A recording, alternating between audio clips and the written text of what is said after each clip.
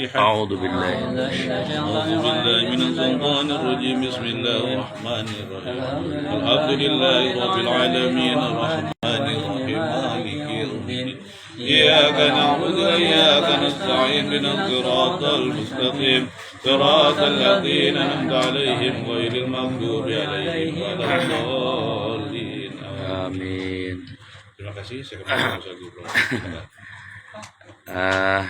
Saya salam lagi. Assalamualaikum warahmatullahi wabarakatuh. Waalaikumsalam. Tuan rumah yang Allah berkahi, guru kita Ustaz Ihsan Fadil yang semoga Allah muliakan, Bang Rudi dan ibu-ibu sekalian yang Allah rahmati dan Allah cintai.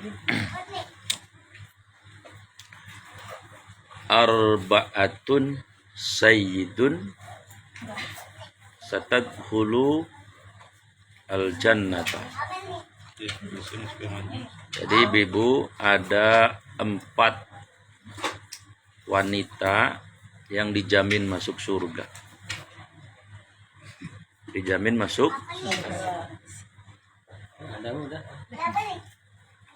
Siapa mereka? Kita ambil pelajarannya ya. Yang pertama, Ibu Asiyah. Asiyah binti Muzahim ya. Bu Asiyah itu istrinya siapa? Kalau istrinya RT. Bu Asiyah ini punya setidaknya 2 kelebihan yang mudah-mudahan kalau Bu Asiyah dijamin masuk surga, ibu-ibu bakal masuk surga. Itu udah indah aja udah. Ya. Yang pertama, kelebihan beliau itu adalah komunikatif. Bahasanya itu mampu dipahami oleh suaminya. Contohnya ketika ibunya Nabi Musa melarungkan bayi Nabi Musa ya, Sungai Nil itu, kan bayi Nabi Musa kemudian nyampe di istananya Fir'aun ya, atas izin Allah ya. Lalu diketemukan sama dayang-dayang. Lalu dilaporkan kepada istrinya Fir'aun. Lalu Fir'aunnya juga melihat ada apa ini. Akhirnya Fir'aun melihat kok ada bayi nih, bayi laki-laki lagi. Padahal pada saat itu sedang berlaku hukum bahwa semua bayi harus dibunuh. Bayi laki-laki harus dibunuh. Semua. Akhirnya Fir'aun langsung memerintahkan, ini bayi siapa? Bayi nggak tahu dari apa peti ya, yang ada yang melarungkan. Kalau gitu segera dibunuh. Nah, istrinya Bu Asiyah tadi itu dialog sama Fir'aun. Ya. Singkat cerita, yang tadinya mestinya dibunuh Nabi Musa, bayi Nabi Musa ini, dengan diplomasinya, dengan pendapatnya Ibu Asiyah yang bisa dimengerti dan kemudian bisa dipahami dan bisa disepakati oleh si Fir'aun.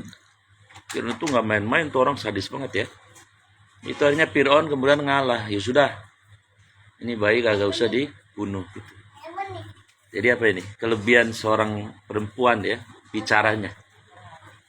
Jadi dia bisa berargumentasi ya, yang membuat si Fir'aun ini kemudian luluh. Nah, ini harus diambil nih, kenapa Aisyah ahli surga. Tapi digunakan kelebihan bicara itu untuk yang positif. Kan secara psikologi perempuan itu sehari setidaknya harus ngomong 24.000 kata. Hanya kalau ada perempuan banyak ngomong, ya emang fitrahnya, kodratnya. Kalau ada laki ngomong baik, itu konslet itu. Ada yang salah itu. Lo perempuan, coba kalau perempuan kan kalau lagi marah, Masya Allah dah. Yang 50 tahun yang lalu masih ingat baik diomongin. Apa beda omongin? Atau kalau lagi ketemu di jalan dah ngampro gitu ya, si Tuti ketemu sama si Dewi. Tuti ya, lo terus ngobrol tuh se-RT diomongin semua nanti. Memang kelebihan wanita di situ, enak ngomong gitu.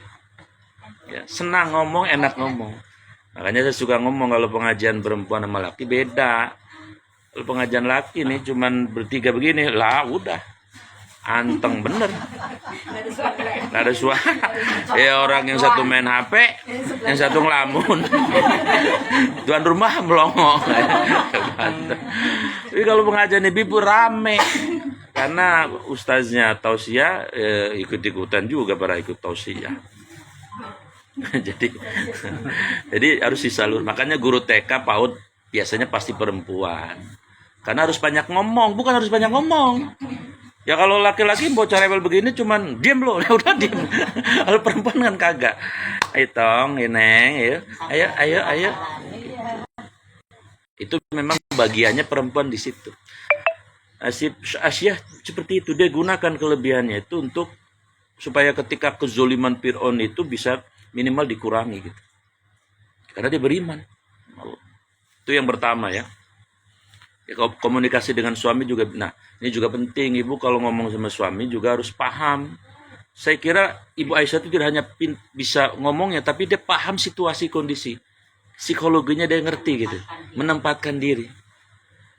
Kalau kira-kira lakinya lagi lapar, jangan ajak ngobrol. Sodorin bae cimol 2 piring. Oh udah lah ajak ngomong mulu. Atau kalau lakinya udah ngantuk, udah ya jangan ngajak ngobrol mulu. Bang. Diem kurang ngantuk. Jadi harus paham apa yang sedang terjadi pada itu. Ibu Aisyah itu di situ kelebihannya. Sehingga tidak menyakiti si suaminya. Oh suaminya lagi marah, ya jangan ngikut-ikut ngomong. Diem sebentar apa gantian ya. Kalau si suaminya lagi ngomong ikut ngomong, lah kan ibaratnya api ditambah api disiram bensin jadinya nulat jadinya. Yang kedua, kelebihan Ibu Aisyah kenapa dijamin masuk surga? Karena dia bertahan dengan keimanannya di saat detik-detik Fir'aun itu akan membunuh dia. Jadi gini ceritanya riwayatnya. Kenapa Ibu Aisyah ketahuan beriman sama Allah ya? Kan Tuhannya waktu itu Fir'aun semua. Jadi waktu itu beliau berdoa karena beliau sudah Ibu Aisyah itu udah ngerayu Fir'aun yang lain bisa, tapi yang satu susah. Agar Fir'aun beriman sama Allah. Ya karena Fir'aunnya ngaku Tuhan jadi susah kan?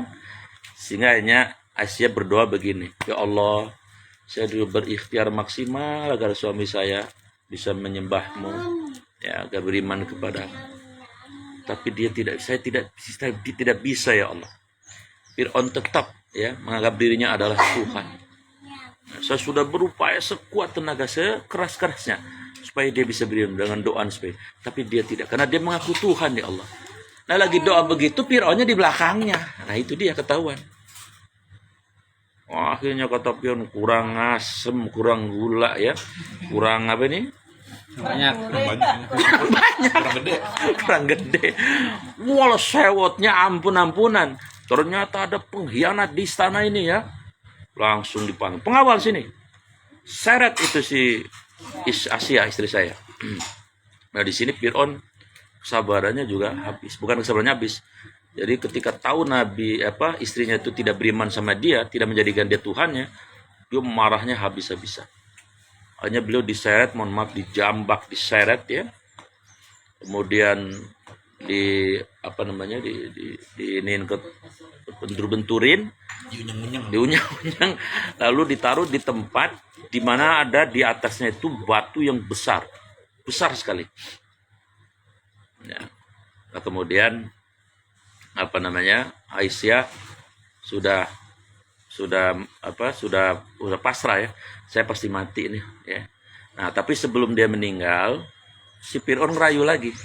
Aisyah, sekali lagi abang bilang nih, Tuhan kamu siapa? Berharap si Fir'aun Tuhannya adalah iya, karena udah mau mati kan. Si Fir'aun udah mau girang aja. Jawabannya, Robbi, Tuhanku adalah khalaqas samawati wal ardi, menciptakan langit dan bumi. Ya, Robbi wa rabbuka, Tuhanku dan Tuhanmu. Waduh, Fir'aunnya luar biasa. Langsung menimbang, melihat, memperhatikan. Ini saya yang kurang asem ini, memutuskan harus dieksekusi, ditimpa batu yang besar sekali itu. tubuhnya. Gepeng, tapi sebelum batunya nyampe di tubuhnya Asia berdoa, ya Allah, sebelum saya mati, ya Allah, saya mati mempertahankan iman, ya Allah, tolong perlihatkan saya surga, ya Allah. Hanya Allah memerintahkan malaikat untuk mencabut nyawanya dulu. Israel dicabut nyawanya sehingga dia gak kerasa. Gak kerasa dipentogin sama batu. Nyawanya sudah ninggalkan duluan, ditaruh di tempat yang mau ke surga nanti. Asia tuh imannya luar biasa. Ya, siksaannya luar biasa, imannya luar. Ibu pengen nggak kayak gitu tuh? Pantasnya masuk surga ya? Kayaknya ibu mah kagak lah. Orang disuruh hayal. Orang tuman disuruh hayal sholat, mau sholat aja masih main WA mulu. Orang Jepang begitu. Bagus sudah. Jadi pantas beliau masuk surga. Yang kedua, siapa wanita yang dimasuk surga? Ibunda Maryam. Maryam itu anaknya Pak Imron. Nama ibunya namanya Hannah. Ceritanya Hannah ini udah umurnya tua, belum punya anak. Sama Pak Imron. Makanya di Quran ada namanya surat Ali Imron. Ali itu artinya keluarga. Keluarganya Pak Imron. Ya. Nah, nanti Abu Maryam itu punya anak namanya Nabi Isa. Kalau begitu Bude, Nabi Isa itu siapanya Pak Imron? Kalau bisa boleh pulang. Yes. Cucu pintar. Pintar Bude kalau pakai baju kuning ya. Udah pulang ya. Lah kalau kagak malu mah.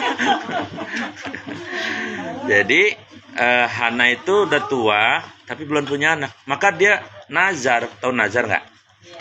Apa nazar? Janji.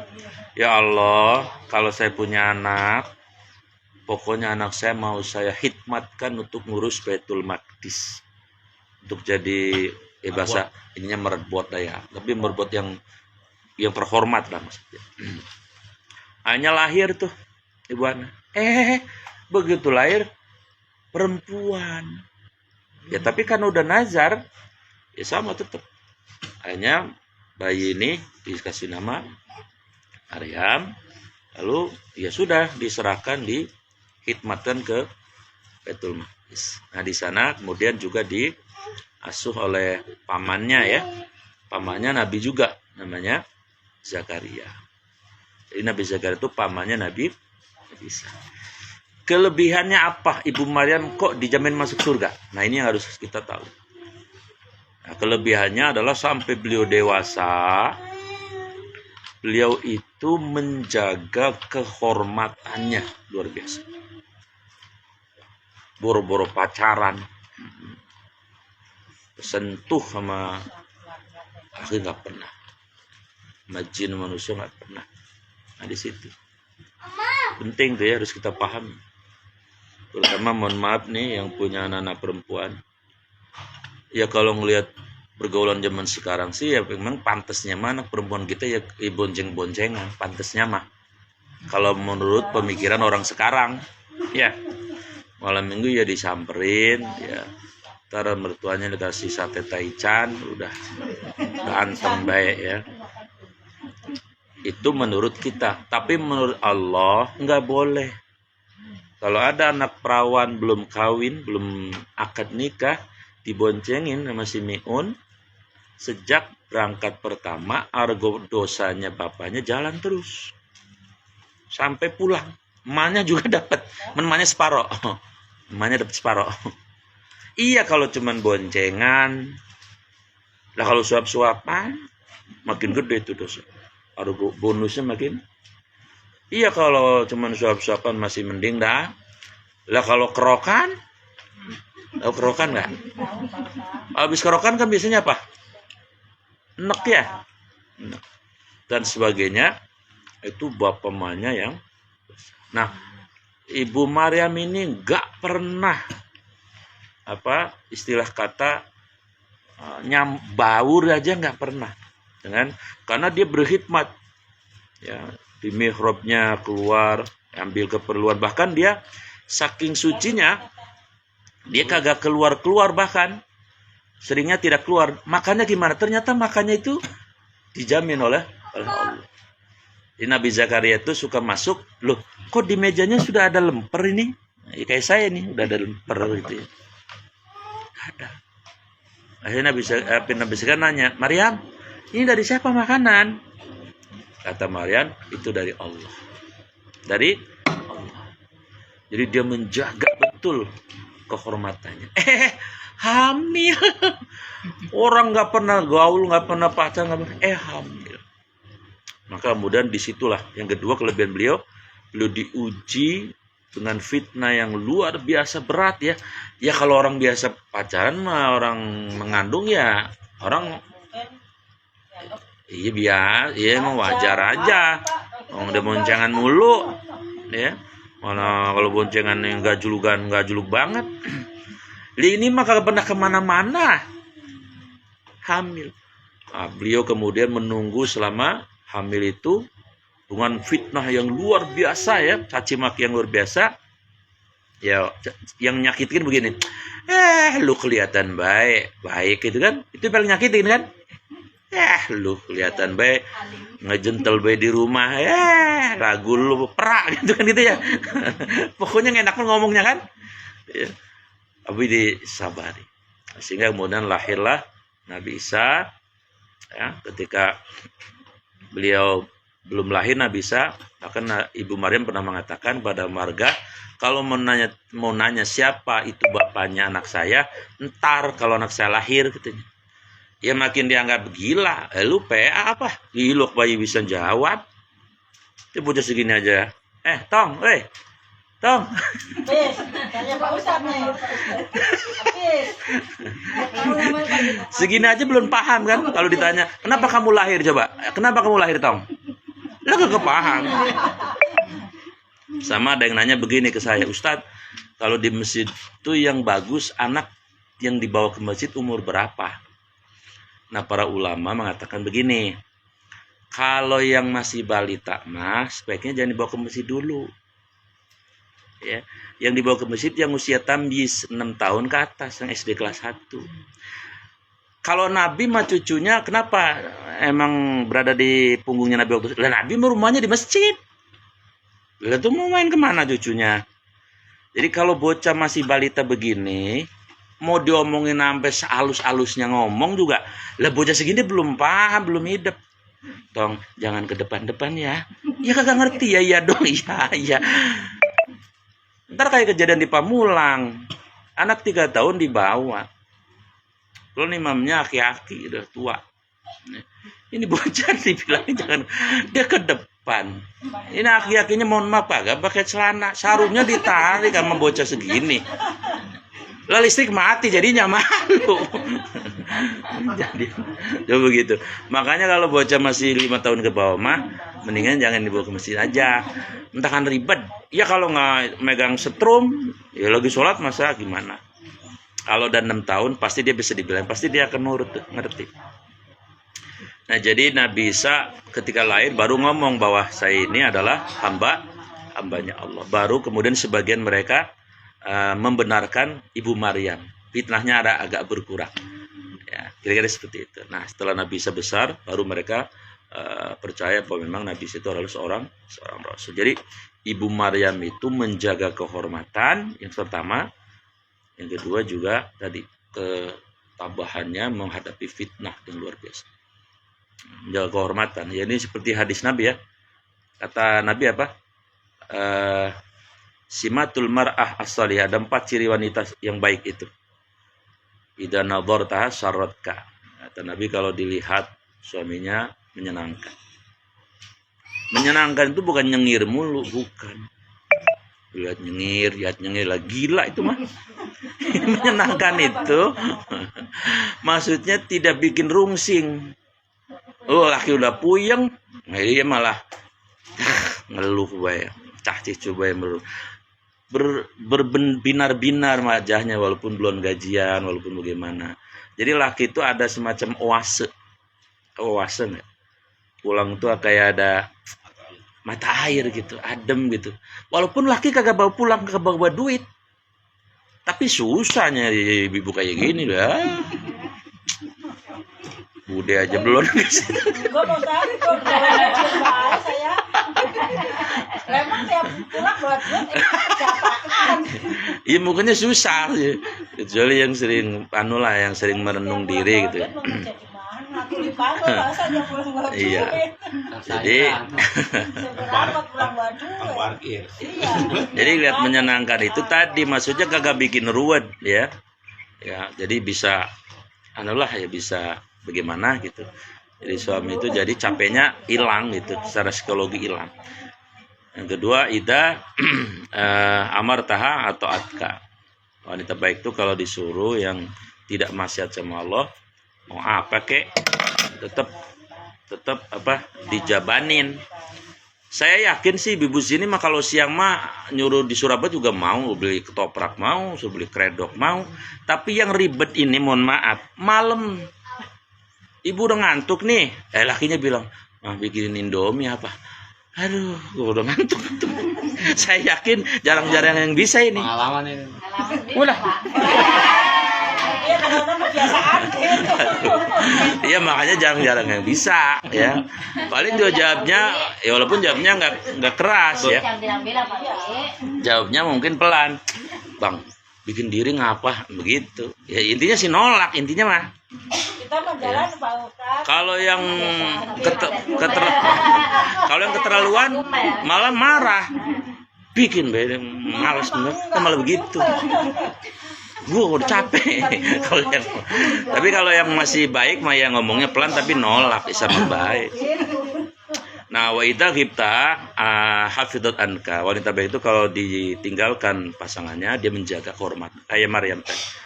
Bahkan Maryam belum punya suami sudah menjaga kehormatan. Maka pantas dia masuk surga. Mohon maaf. Walaupun cantik kayak apa, tapi kalau joget, panggung itu menurut Allah dan para malaikat itu dilaknat itu mereka. Pakai baju kayak gitu. Ya orang-orang hebat-hebat lah yang di TV itulah yang kelihatan di dunia mereka tepuk tangan. Di malaikat semua melaknat mereka. Di TikTok nih. Iya, TikTok juga. Bang Rodi ya, hobinya nonton TikTok. Bang Rodi yang hobi nonton TikTok. Jadi kayak gini sih insya Allah malaikat malah ngedoain lah, mudah-mudahan diampunin gitu ya. Didoain sama malaikat. Itu Ibu Maryam. Yang ketiga yang di zaman surga itu Ibunda Khadijah. Ya. Kenapa beliau di zaman surga? Nih kelebihannya satu aja saya sampaikan. Ketika Ibunda Aisyah rada cemburu sama Nabi, karena setiap Nabi ada yang ngasih makan nih ya, atau apalah, dia selalu ingat ini kayak bikinannya Bunda Khadijah ya gitu. Nabi bisa ngomong begitu ya, itu yang Bunda udah meninggal, Bunda Khadijahnya, yang ada Aisyah. Nah Aisyah kan masih remaja, jadi cemburu juga. Ngapain sih itu disebut-sebut mulu dari Rasul katanya, kan udah ada saya. Nabi langsung begini, sah katanya, iya ada ente, tapi saya tidak mungkin melupakan Bunda Khadijah. Karena satu, ketika wanita lain tidak beriman, dia orang yang pertama beriman ya. Yang kedua, ketika saya dalam kekhawatiran, ketakutan dan sebagainya, dialah pelipur lara saya. Waktu Nabi dapat wahyu itu kan, zamiluni. Ibu Khadijah ketika diminta, kan zamil itu maksudnya apa? Selimuti aku. Itu kagak pakai nanya. Ya kalau Budi ditanya, emang kenapa ini? Bunda Khadijah kagak diselimuti. Setelah anteng tidur baru nanya. Gitu mesti dicak begitu tuh. Oh ditanya, mau makannya lagi. Mau lagi takut laki suaminya mau ditanya makannya. Udah. Iya tapi kagak pas itu waktunya, belum pas itu, ntar baik gitu kalau udah. Nah yang ketiga, kata Nabi, kenapa aku tidak pernah melupakan Bunda Khadijah? Karena semua hartanya Bunda Khadijah itu diserahkan untuk Allah dan Rasulnya. Dia tuh konglomerat tuh. Kalau sekarang mah ya Abu Rijal Bakri lah. atau Harul Tanjung ya, atau siapalah konglomerat, duitnya nggak ada serinya, tapi dia ambil secukupnya doang, diserahkan semuanya untuk dakwah. Bahkan ketika beliau mau meninggal, kan di pangkuan Nabi meninggal kan, Khadijah ngomong begini, ya Rasul, kalau sekiranya pengorbanan saya belum cukup ya, untuk Allah dan Rasulnya, silahkan nanti kalau saya sudah dikubur, kuburan saya digali lagi boleh, ambil rambut saya, tulang-tulang saya, lalu jual di pasar, duitnya untuk dakwah. Bukan serem, hebat luar biasa. Aku serem gimana? Ibarat kata, apa bang kalau bahasa sini ibarat kata ya? Peribahasa, ya, umpama kata, saking apa? Saking pengorbanannya kepada Allah dan Rasul itu dahsyat luar biasa. Nah, kita kan nggak kayak gitu, mintain sedekah aja kadang-kadang ribet ya. Kalau ada pengemis pura-pura nutup pintu. Orang Jepang ada yang kayak gitu. Iya, pintu. Oh, sehari sampai berkali-kali pasang. Nah, kalau itu mah jangan ya. Itu mah apa namanya? Jangan, itu mah berarti bukan pengemis, itu mah kayaknya main-main. Orang yang nggak dikasih marah. Ya, jadi intinya apa? Ibu Bunda Khadijah kelebihannya tadi apa? Pengorbanannya luar biasa ya. Kemudian juga beliau itu adalah tadi apa namanya, betul-betul menjadi pelipur laranya Rasulullah SAW. Maka tidak tergantikan. Maka beliau dijamin masuk surga. Nah, yang terakhir yang masuk surga itu adalah istri saya. Istri saya namanya siapa? Iya, Fatimah. Fatimah kan istri saya. Tapi bukan istri saya, anaknya Nabi. Kenapa anaknya Nabi yang namanya Fatimah Zahra ini dijamin masuk surga? Kelebihannya satu. Beliau adalah walaupun anaknya Nabi. Bayangin Bu, Nabi Muhammad itu kalau gunung Uhud jadi emas, kalau Nabi mau bisa. Ya. Dan kalau Nabi mau, wah, jadi di atasnya konglomerat. Tapi putrinya ini itu luar biasa, namanya Fatimah. Dia punya kelebihan tadi, jiwanya qanaah, karena beliau suaminya Imam Ali. Kalau Sayyidina Utsman konglomerat, Sayyidina Umar juga orang duitnya banyak, ya namanya orang jagoan, gitu kan. Sayyidina Abu Bakar ya apalagi. Tapi Fatimah ini menikah dengan Imam Ali, yang kelebihannya itu dalam bidang ilmu, ya. Maka beliau itu ibunda Fatimah itu diberi berapapun oleh suaminya, dia bersyukur. Bahkan suatu hari pernah ya, ketika beliau punya uang 6 dirham, ya, itu juga buat jatah Hasan Hussein. Suaminya pulang, istriku ada nggak makanan buat saya? Kata Fatimah, nggak ada bang, ini duit 6 dirham buat jatah anak kita gitu, beli makanan anak kita. Kalau gitu boleh nggak saya ambil uangnya, saya bawa keluar gitu. Oh silahkan. Begitu Imam Ali bawa duit 6 dirham itu, belum jauh ada pengemis. Mana pengemisnya kenal sama Imam Ali, so kenal gitu. Ya Abul Husain katanya, saya ini udah kekurangan, udah lama nih, saya pengen belum makan, belum inilah, pokoknya lah udah melas banget dah. Imam Ali ini orangnya hatinya lembut, tanpa pikir panjang, duit diserahkan. Pulang Imam Ali ke rumah. Coba kalau Bude kayak gitu, pasti nanya, lah kan tadi bawa duit, mau beli apa kayak gitu. Ya Bude ya, ya orang buat anaknya yang kecil. Tapi Fatimah enggak. Begitu nyampe pulang ke rumah, beliau senyum malah. Fatimah udah ngerti nih, bang, disedekain ya. Malah seneng dia. Ya nggak apa-apa, saya juga ridho gitu. Ada Bu Haji kayak gitu, wanita kayak gitu. Insya Allah Ada di sinetron. Sutradaranya Bang Rudi. Ternyata benar dibalas sama Allah kan. Jadi kemudian Imam Ali minta izin untuk keluar lagi. Silakan abang kalau mau keluar lagi. Keluar dari rumah, tiba-tiba ada yang bawa onta. Ya. Lalu ada yang nawarin si yang bawa onta tadi. Imam Ali katanya, mau beli onta saya nggak? Kata Imam Ali, ya nggak punya uang. Oh gampang, duit mah belakangan dah. Ya, jadi duitnya belakangan. Saya jual dulu sama ente ya. Kata Imam Ali, emang berapa? Saya jual sama ente 100 saja, 100 dirham. Oh 100, ya. Duitnya nanti, iya duitnya nanti. Oh baik. Apa namanya? Akad ya. Akhirnya ya akad itu sepakat. Hanya ontanya dibawa ke pasar. Begitu dibawa ke pasar, itu yang minat banyak banget. Ontanya cakep banget. Gemuk gitu. Hanya apa yang terjadi? Ada yang nawar ya. Tapi Imam Ali cocok dengan satu orang. Karena dia bawa uangnya langsung. Imam Ali, iya. Ini harganya berapa onta? Ya, ente berani berapa? Saya berani nih 300 dirham ini. Dirham. Uangnya ada nih katanya. Oh, baiklah. Ya kalau gitu saya main ente aja dah jualnya. Jual 300 dirham. Ya. Tadi kan dia utangnya berapa? 100. Pulang dari pasar, tapi belum belanja dulu. Ketemu yang tadi, yang utang 100, dikasih 100. Belanja habis ya bangsa 30 dirham lah.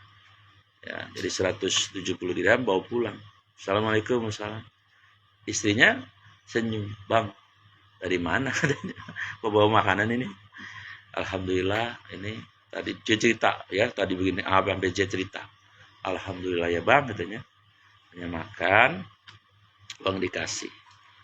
Lalu Imam Ali bilang ke istrinya, saya mau nemuin Nabi ya di masjid. Baik, ketemulah sama Nabi. Begitu ketemu Nabi udah senyum duluan. Li, ya kan mantunya. Yang mau cerita ente apa saya? Loh, mau cerita apa nih kok Nabi nanya cerita? Menurut saya. Oh, si Ali. Kata Ali, Rasul saja yang cerita dah. Li, tahu nggak? Kamu hari ini telah bertransaksi dengan 3 malaikat. Malaikat yang pertama, dikit lagi. Malaikat pertama itu yang tadi jadi pengemis, ya, itu malaikat Jibril. Malaikat kedua yang bawa onta, malaikat Mikail. Kemudian yang beli itu malaikat Israfil. Oh, kata Ali, begitu ya Rasul? Iya, karena kamu tadi ngebantu orang miskin dan istri kamu ridho. Nah ini penting, istrinya ridho. Nah kalau orang Julpang nyap-nyapan bininya, enak baik dikasih orang kita lagi butuh. Ya ya begitu Bang. Iya beda, dah. Biar cepat. Jadi intinya Fatimah ahli surga tuh karena beliau anak Nabi, bayangin. Enggak belagu lah kalau pakai bahasa dulu ininya kayu gede mah. Enggak belagu. Kadang baru jadi anak siapa gitu udah belagu. Anak lurah misalnya atau anak apa kan lain kan. Ini anak Nabi beliau maka pantas beliau dijamin masuk surga. Mudah-mudahan kita bisa niru 4 wanita yang jamin masuk surga tadi ya. Kalau yang Asia apa tadi kelebihannya satu aja apa? Iya. Tanya pengen masuk surga. Kelebihannya satu apa, Neng?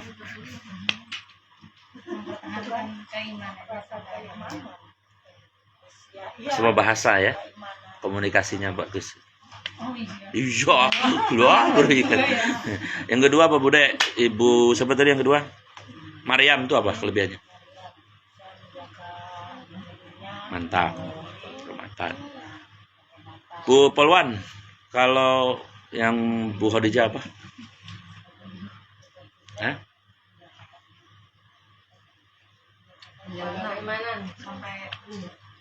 Pengorbanan. Pengorbanan. Bu, nyelempet aja. Woi, kita hanya ini mau ke sono. Pak Tim apa kelebihannya, Bu? Lagi jalan. Tenang, semen masih ada di material juga jadi. Kona, ambillah salah satu ya. Itu ya. Jadi walaupun nggak mau jaminan surga ya, insya Allah mau masuk surga. Saya kira itu, mudah-mudahan ada manfaatnya. Ada yang mau nanya apa saja silakan. Kalau ada yang mau nanya, kalau enggak ya nggak apa-apa. Saya mau nanya Pak Ustadz. Udah. Assalamualaikum warahmatullahi Assalamualaikum. wabarakatuh. Tadi kan dijelasin, kayak kita punya anak gadis, boncengan, apa segala macam kita, dan semua orang tua biasanya pernah. Ya. Kan sebenarnya kita sebagai orang tua pasti udah ngasih tahu Ya. yang begini nggak baik, ini nggak baik. Tapi kalau anaknya tetap berjalan begitu, gimana dong kita sebagai orang tua? Enggak. Berarti orang tuanya nggak dosa. Kalau udah ikhtiar ya maksimal Ya, kita udah. usaha maksimal udah Berarti pasti. enggak dosa. Karena kan kita Tapi ada dosa dunia, dapat dosa dunia. Kalau nanti anaknya bermasalah tetap aja malu. iya. Walaupun di mata Allah nggak dosa. Ya. Iya. Kehormatan keluarga malu. Oh, siapa sih anak saya memboncangan mulu gitu. Anak si Ano. Nah, itu Pak Ustadz, ya, saya kan merasakan Siapa gurunya? itu benar-benar merasakan Iya. bukan ini saya cerita. Zamannya orang Pribadi Iya, saya. zamannya begitu. Makanya anak saya yang di UPI Bandung tuh kuliah perempuan kan. Kalau saya minta nomor satu kosnya, ya satu kosnya itu orang sini, orang ini juga gitu kan. Jadi dia akan jadi mata-mata saya gitu. Maksudnya kerjasama. Tapi alhamdulillah memang satu pesantren ya. Kalian saling menjaga saja, menjaga masing-masing. Nah, kalau saya Pak Ustadz, anak saya kan laki nih. Kan kita mintain nomor telepon bapak kosannya. Kagak dikasih Pak Ustadz. Saya tuh sampai bingung. Saya mah akrab sama ibu kosnya malah. Nah, orang gak dikasih nomornya bagaimana saya ngobrol sama ibu kosnya? Dia jarang keluar. Itu bocah dikasih. belum sunat kali bocah itu udah. Udah gede. Udah gede. Iya Pak, sekali di Purwokerto. Lah ibunya ke silaturahim ke kosnya Udah, aja. saya baru pesan sama bapaknya kan nganterin saya ke sono. Kan saya pesan Pak, nanti tolong kalau ada bapak kasih itu saya nomor telepon. Temennya aja Bu deh, temennya. Akhirnya saya dikasih nomor telepon temennya, tapi temen SMP, tapi rumahnya beda nggak di situ. Ya ngapain? Yang satu kosan gitu. Iya, jadi ada apa-apa. Jadi saya masa komunikasi sama yang jauh bukan sama yang deket dia. Ya belum kali. Doain aja. Anak laki susah banget Pak Ustadz. Ini mana-mana sama begitu yang laki mah. Ya, maklumin aja, doain aja. Saya kadang-kadang punya anak ini satu sama Pak Ustadz. Dapat sendiri. Ya. Yang penting salam warahmatullahi wabarakatuh. Yang penting udah ada usaha. Yang mau nanya lagi, ayo Bu, silakan. Ada waktu. Bu Haji, ayo makan ya. Udah, ya, Pak Ustadz, makan dulu, biar enak. Udah, Pak. Mumpung Eh, baru nih. masih enak. Pak Ustadz, dimakan dulu. Udah, nggak ada yang nanya kan? Ya udah kita tutup aja. Karena nggak ada yang nanya, tutup dengan doa. Ustadz misalnya yang doa. Alhamdulillahirabbil alamin. Allahumma shalli ala sayyidina Muhammad wa ala alihi washabbihi ajmain. Allahumma ya musabbibal asbab wa ya fatihal abwab wa ya samiul aswat wa ya qadiyal hajat wa ya mujibad da'wat.